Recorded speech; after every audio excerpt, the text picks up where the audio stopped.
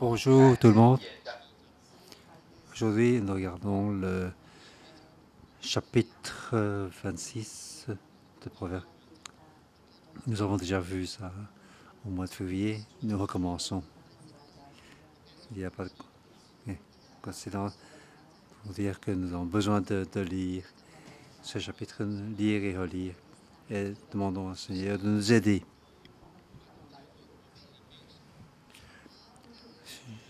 Comme chapitre, je vais le fou. Le fou n'a pas de Dieu.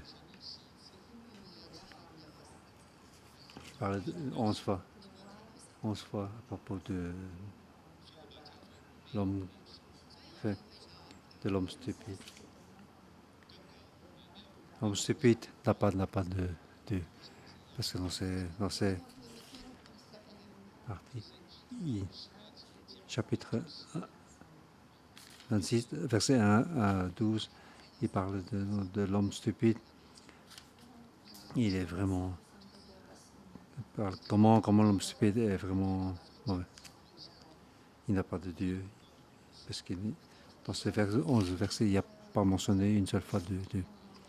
On dirait que l'homme stupide n'a rien à voir là. En fait, à la fin, il dit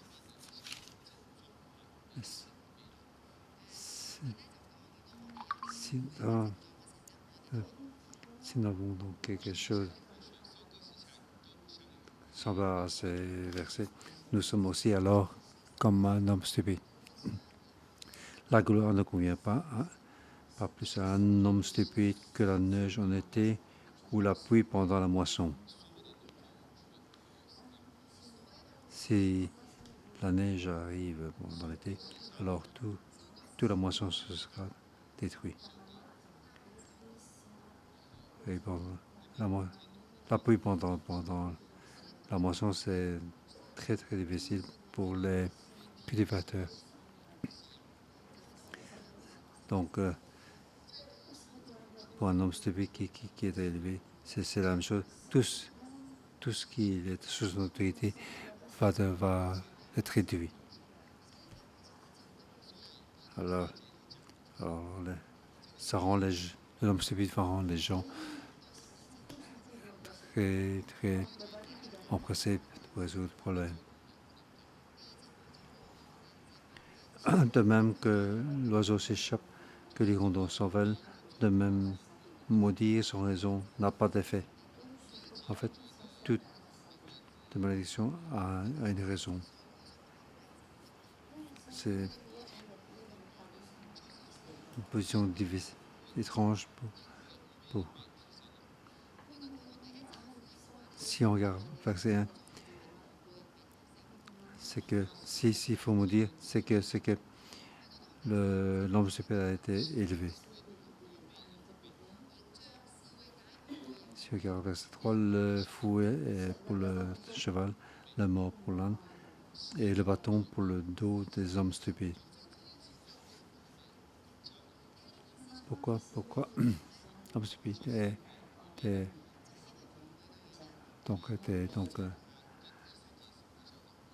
enseigné? Donc le verset 1 et 2, 3 sont ensemble. Les versets 4 et 5, il faut bien réfléchir. On dirait que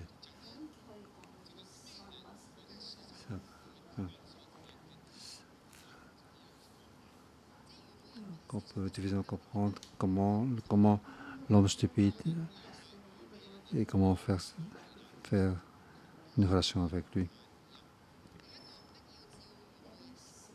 Ne réponds pas à un homme stupide suivant sa folie si tu veux pas lui ressembler comme toi-même. Réponds à un homme stupide suivant sa folie si tu veux pas qu'il se considère comme sage. On dirait qu'il y a une contradiction, mais difficile à comprendre. Nous avons vu que Jésus, face au chef de prêtre et à Pilate,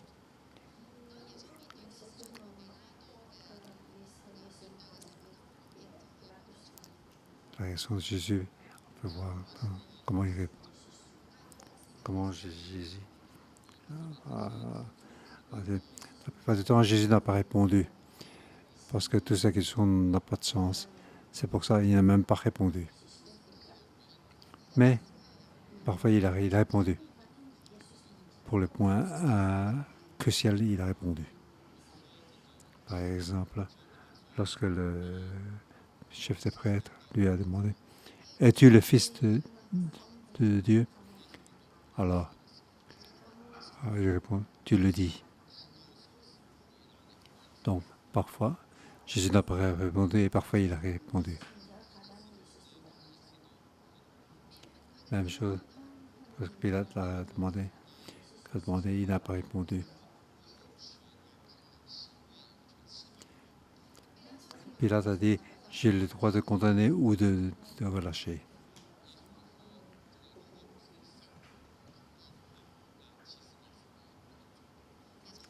Jésus répond, si ce n'est pas la raison d'en haut, tu ne peux rien faire.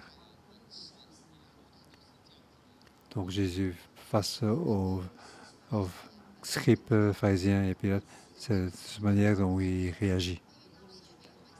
Est-ce qu'on peut donc payer des taxes à César? Comment quelle que soit la réponse, il y a un problème. Alors, il a répondu sur ça. Il a dit qui est figure sur la monnaie. Donc, pour une question stupide, il répond de la même manière. Le pharisien demandé de quelle autorité as-tu baptisé les hommes? C'est la même chose. Jésus a répondu suivant sa question. Alors, il a posé la question, dis-moi de quelle autorité Jean baptisé.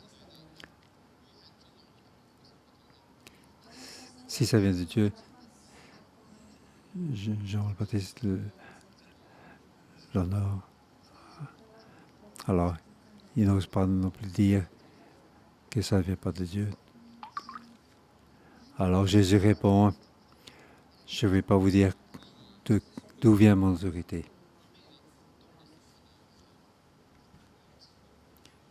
Donc, lorsque nous réagissons aux hommes stupides, nous devons agir avec sagesse, répondre avec ce qu'il dit. Donc ici, il dit comment avoir une relation avec les personnes stupides. Ne pas chercher les stupides pour faire des choses. Ne pas lui demander pour lui envoyer une lettre. Aussi faible que les gens d'abattus. Voilà ce qu'on peut faire dans la bouche des hommes stupides. Donc il faut garder une certaine chose. Versets 6 et 10, c'est la même chose.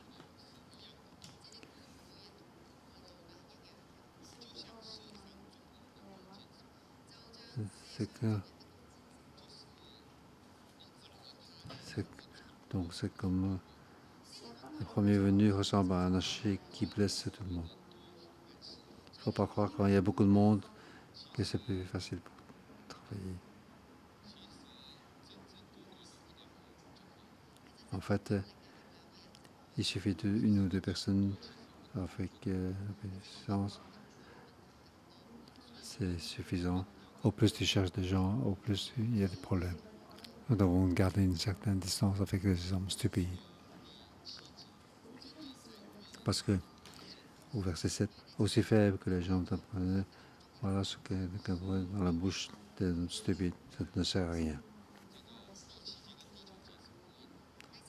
Verset 7 et verset 9 se correspondent. Une épine brandie par un homme ivre, voilà ce qu'il peut faire dans la bouche d'un homme stupide. Il n'y a pas de réaction. Ça ne sert à rien de l'enseigner. Si tu lui donnes une tâche, le problème deviendra plus problématique. Verset 11. Comme un chien retourne à ce qu'il a vomi, l'homme stupide reproduit sa folie.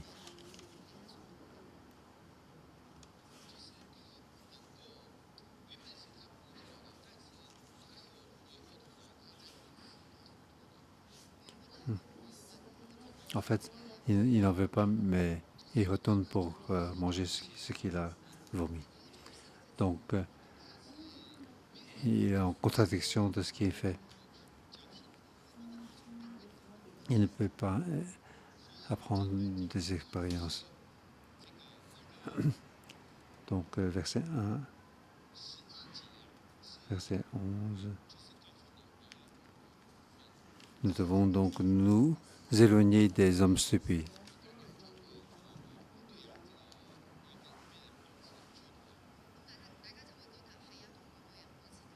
Donc, il faut donc garder une certaine distance par rapport aux hommes stupides. Alors, question simple, qui est l'homme stupide? Donc, verset 12, il y a plusieurs points. Verset 12, si tu es un homme qui se croit, il y a plus à attendre d'un homme stupide que de lui. C'est quand même marrant, ce verset. On dirait que l'homme stupide est meilleur que l'homme sage. En fait, ce qui veut dire, beaucoup d'hommes se croient sages.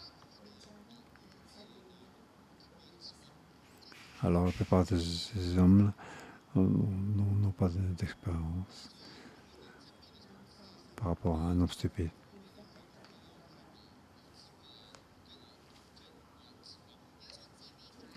Alors en fait, en regardant ça, on croit que l'homme stupide a plus à attendre qu'un homme sage.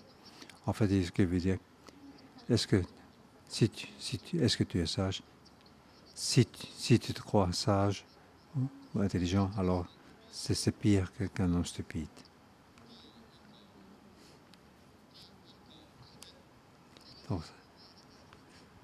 Donc c'est le premier point d'un homme stupide. Deuxième point d'un homme stupide, c'est le paresseux.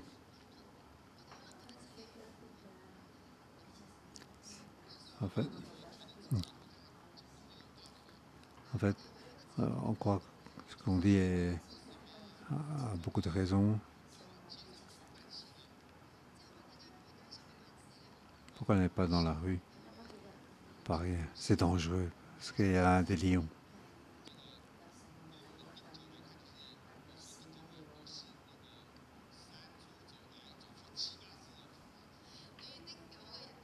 En fait, à Tinka, à côté de chez moi, il y a beaucoup dans la rue de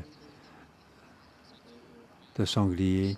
Donc ça c'est effrayant. Donc il vaut mieux ne pas sortir. Donc trouver toujours une excuse pour ne pas sortir dans la rue.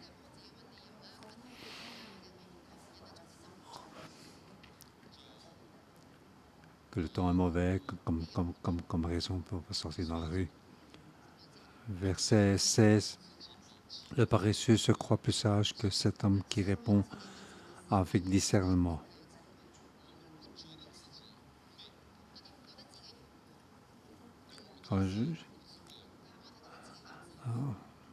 On croit qu'on n'est pas stupide, mais on a qu'on est sage. Je crois plus sage que cet homme sage.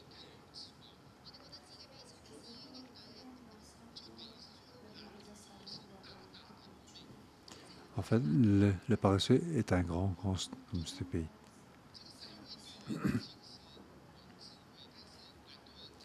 En fait, c'est cet homme qui répond à beaucoup de sujets, mais le paresseux se croit encore plus sage que cet homme. si on est un homme paresseux, alors c'est vraiment, c'est dommage. Si on est paresseux et qu'on ne connaît pas la famille en tant que tel, alors nous devons vite changer notre attitude pour qu'ils ne puissent pas nous voir dans cette optique. Alors, car le paresseux est encore pire qu'un homme stupide. Et puis, celui qui se mêle de tout, au verset 17, il attrape un chien par les oreilles, le passant qui se mêle à une dispute qui ne le concerne pas. Donc ici, on se mêle des choses qui n'ont rien à voir, mais on veut donc installer une justice quelque chose qui n'a rien à voir. Donc ici, on ne sait pas mettre les limites. Donc quelqu'un qui est en train d'éduquer ses enfants et tu engueules les enfants comme les parents le font, mais en fait, que ce soit la position des parents ou des enfants, ce n'est pas bien. Si un enfant a volé quelque chose, alors si tu dis, ah, c'est pas grave, du moment qu'il a reporté, c'est bon. En fait, c'est quelque chose qui n'a rien à voir avec moi. Celui qui se mêle à tout est une personne qui n'a pas de limite. Donc, ça aussi, c'est un homme stupide. Alors, verset 18.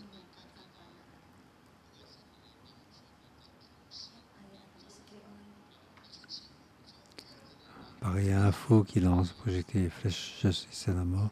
Voilà ce qu'un homme qui trompe son prochain, il dit, n'est-ce pas présenter? Ça veut dire que, oh, c'est pour présenter. C'est vraiment c'est un homme qui est fou. C'est comme un fou qui lance des projectiles et des flèches. Et en fait, on risque de blesser et tuer des personnes. Donc, ne pas tromper son prochain. Verset 20 à 22.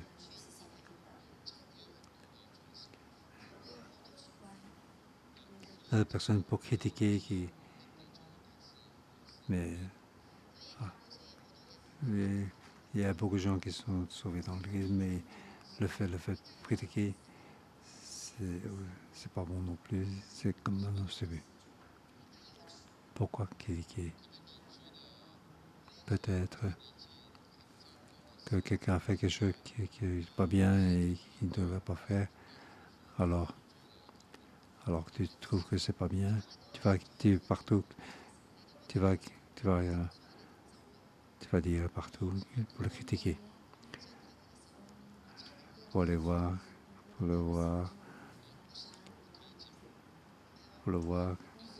dans le musée. En fait, si on a quelque chose à voir, alors on peut résoudre.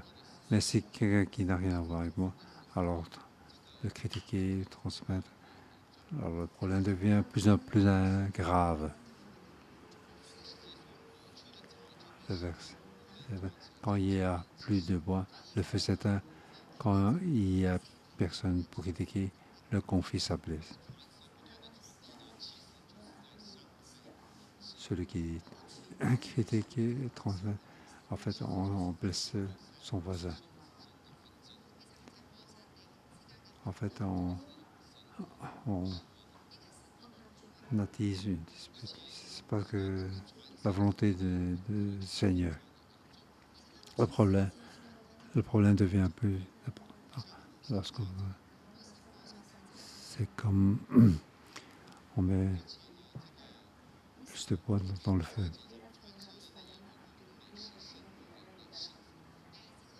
Verset 22, les paroles de cri des cœurs sont comme des friandises et de sont au plus profond de l'être. Il faut avoir des expériences semblables. Dire quelque chose que beaucoup de gens n'aiment pas entendre. Par exemple, je vais te dire un secret. Quel secret? Alors, les gens sont intéressés. Ça, c'est comment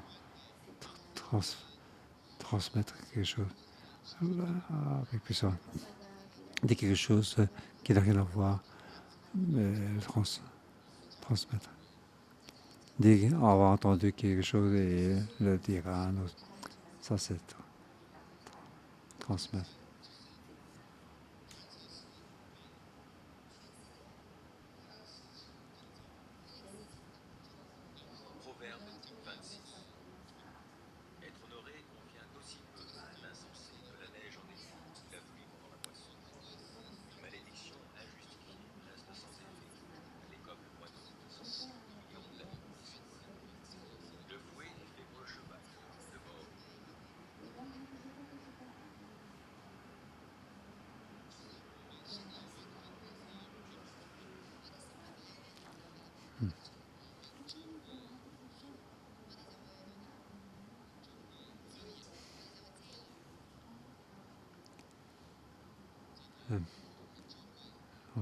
On risque des mensonges. Donc, nous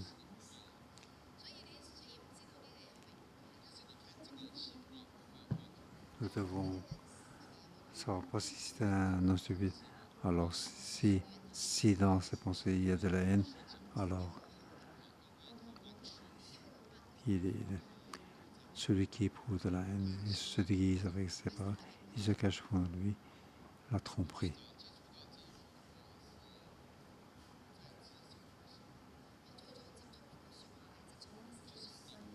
Donc, lorsque j'étais dans le marché de travail,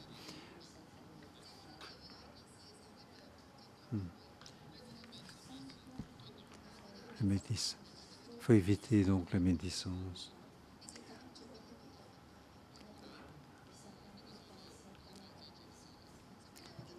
Donc, dans le marché, il y a tous des médisances. Par exemple, la personne A qui n'aime pas la personne B.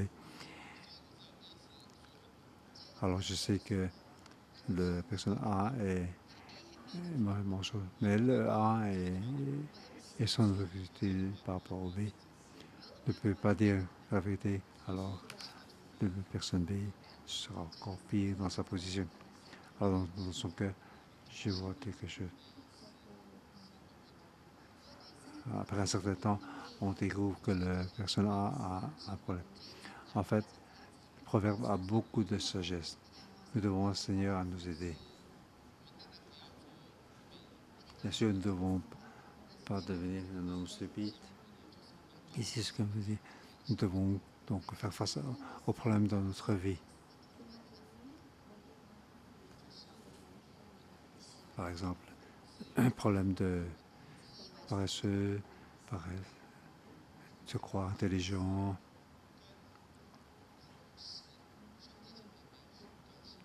ceux qui n'ont pas de bonne relation avec frères et sœurs ou avec ses voisins, ceux qui disent des bénissances avec des problèmes dans le cœur qu'on n'a pas résolus. Tout ça, ce sont des hommes stupides. Demandez au Seigneur de nous aider. Que le Seigneur nous éclaire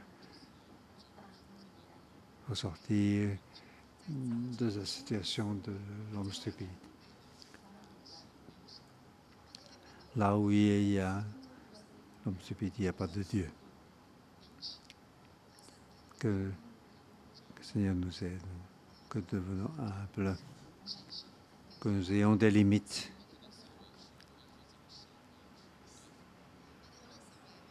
parce que nous avons été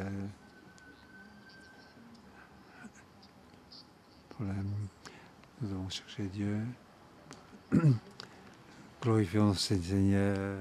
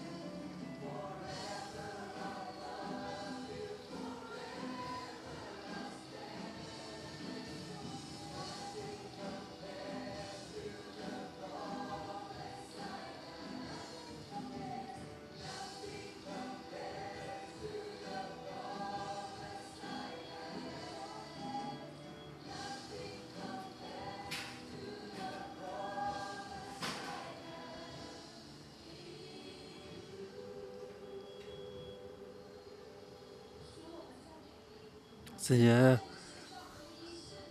nous te glorifions. Personne ne peut te comparer à toi parce que tu es le plus grand. Tu es le meilleur. Nous te glorifions, Seigneur. Nous te glorifions pour toute la journée. Que ta sagesse puisse, que ta parole puisse nous influencer. Nous te glorifions. Tu es parmi nous en 611. Que ta parole puisse nous passer à nous pour la sagesse. Nous te remercions, Seigneur, puisque ta parole est importante et précieuse. C'est parce que ta parole est sagesse. Ta parole nous conduit vers l'avant. Nous te glorifions.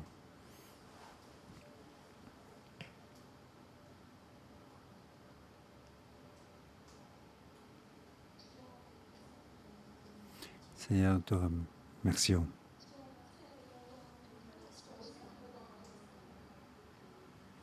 Que ta parole puisse entrer dans notre vie. Bienvenue. Que ta lumière puisse entrer dans notre vie. Dans le proverbe, tu nous parles.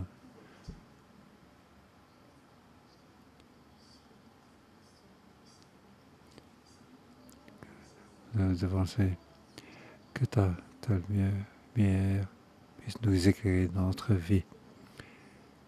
Ce proverbe, c'est pour nous et pas pour les autres. Nous devons l'enseigner. Que le Seigneur puisse nous éclairer. Sommes-nous des hommes folies, stupides? Que dans notre vie, nous croyons sages, sommes-nous paresseux? Est-ce que nous sommes des médecins? Est-ce que nous provoquons nos voisins? Venons, nos Seigneur, que le Saint-Esprit puisse nous éclairer.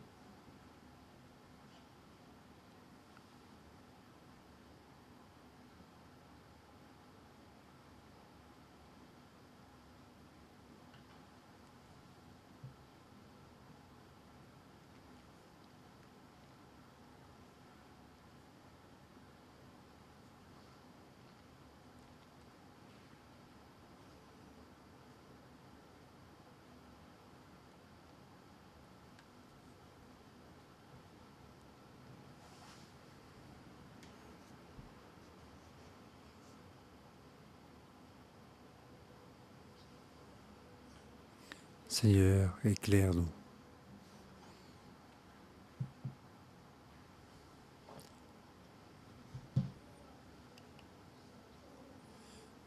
Parce que nous ne voulons pas être un homme stupide. Nous ne voulons pas que dans notre vie, il n'y a pas de Seigneur.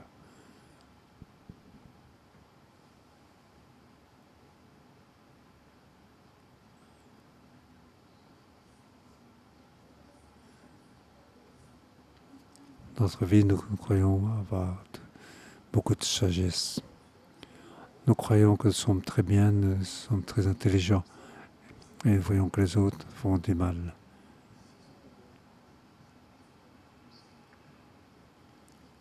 Alors nous croyons proches du Seigneur, mais nous ne connaissons pas vraiment.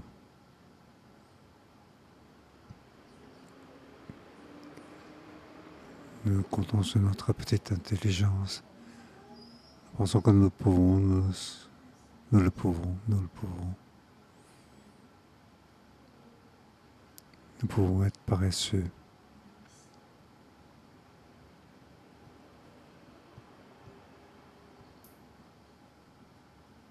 Ne faisons pas selon ta volonté.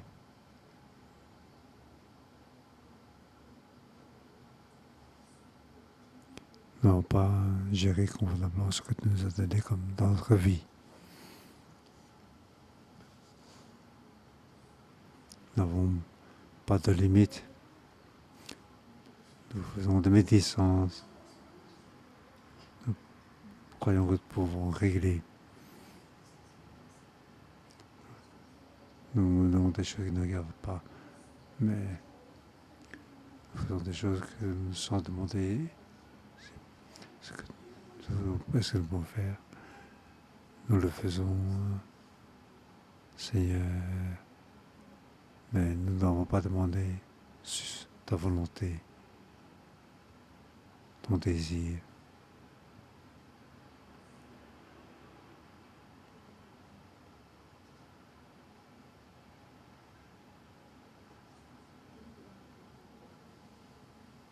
Tu nous as donné le pouvoir de la parole, mais avec cela, nous blessons les autres.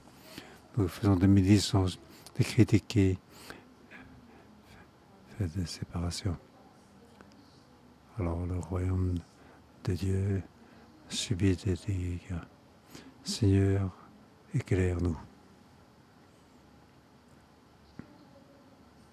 Lorsque nous venons devant toi, nous voulons nous confesser.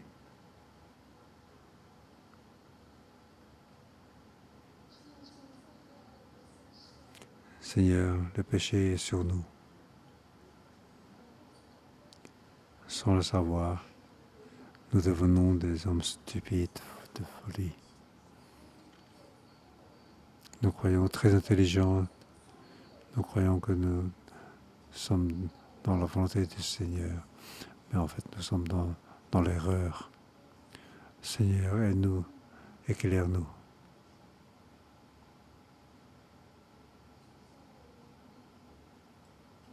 Seigneur, nous pouvons nous contrôler.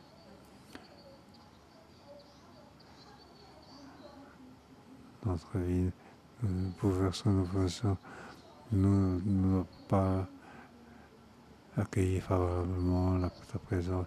Nous croyons intelligents pour faire les choses. Nous voulons.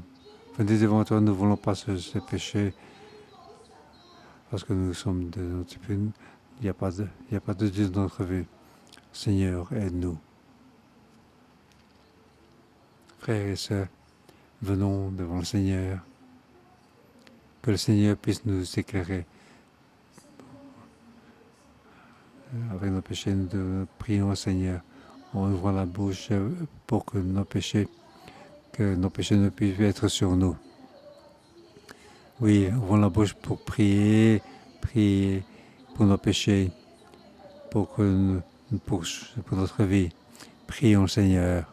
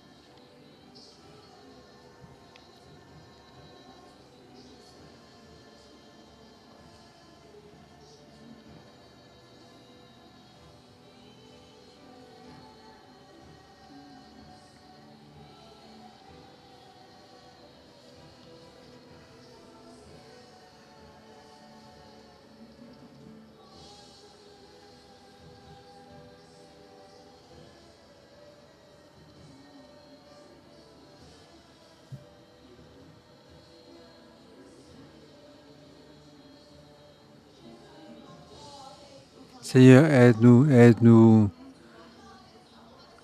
Mettons notre main dans notre cœur. Que bénissons notre cœur. Que prions pour notre cœur. Que le Seigneur protège notre cœur. Pour que nous puissions ne soient droits, pas déviés. Qu'il n'y a pas de stupidité dans notre cœur. Prions pour notre cœur.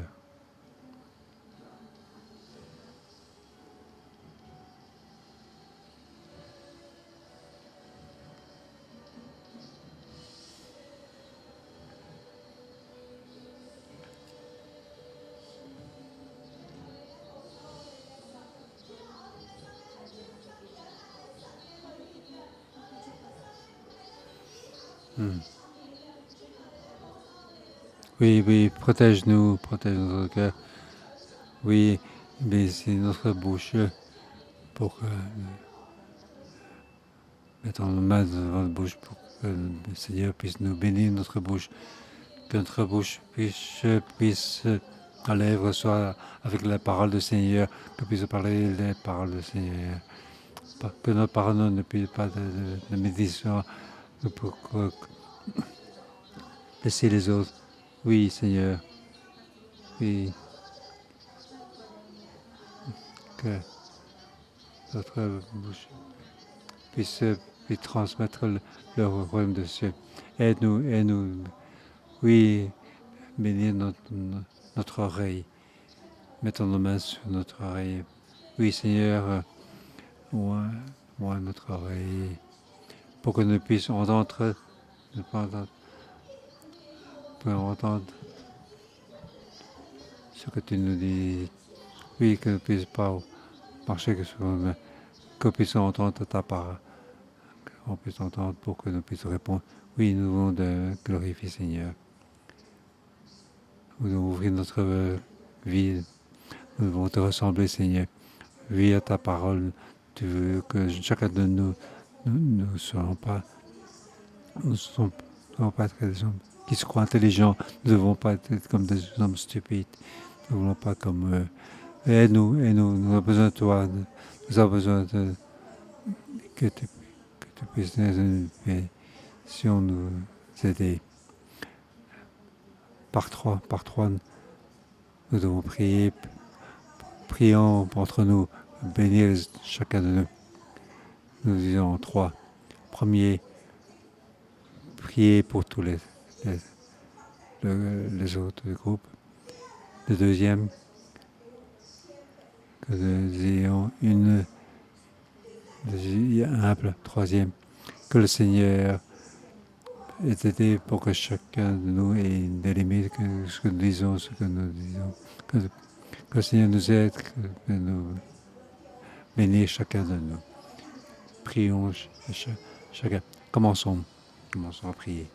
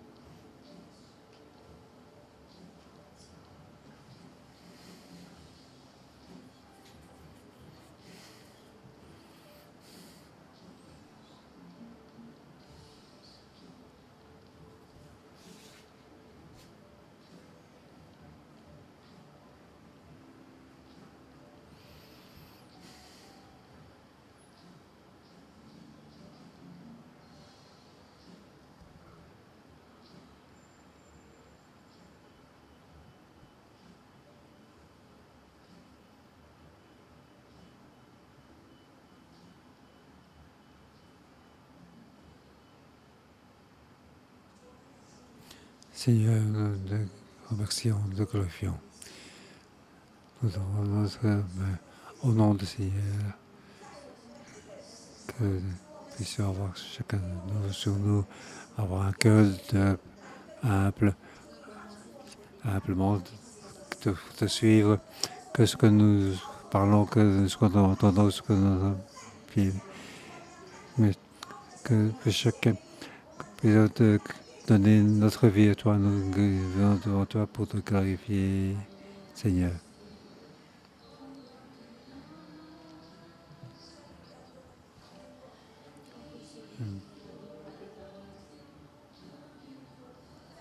Nous avons besoin de toi, Seigneur.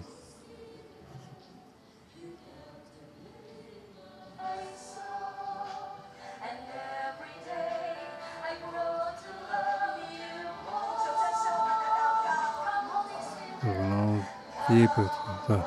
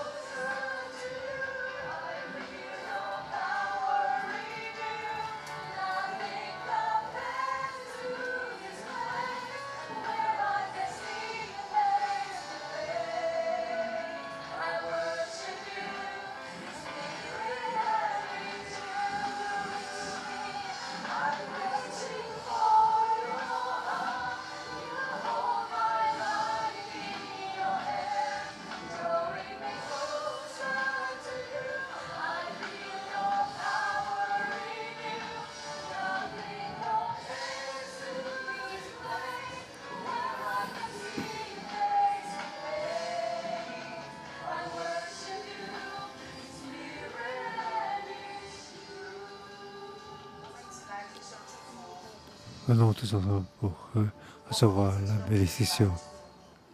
Au nom de Jésus, je vous bénisse. Ceux qui ont l'oreille puissent entendre, que l'on puisse entendre ce que le Seigneur nous dit, que puisse avoir au nom de Jésus, je vous bénisse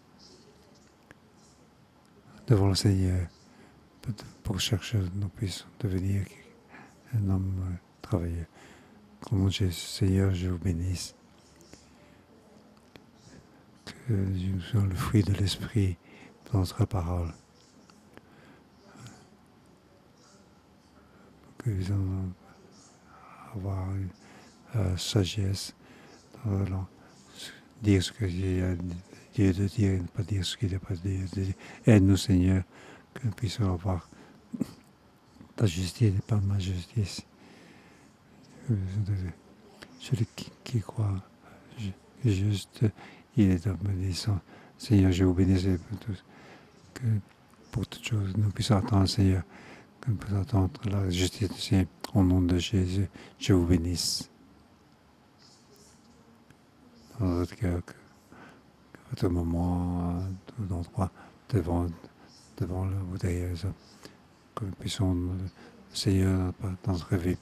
C'est pour cela, nous, au nom de Jésus, je déclare que la bénédiction soit nous, puisse nous suivre. Que la bénédiction puisse, que le Seigneur puisse te bénir grandement. Au nom de Jésus, bénissez. Amen. Je vous bénisse chacun.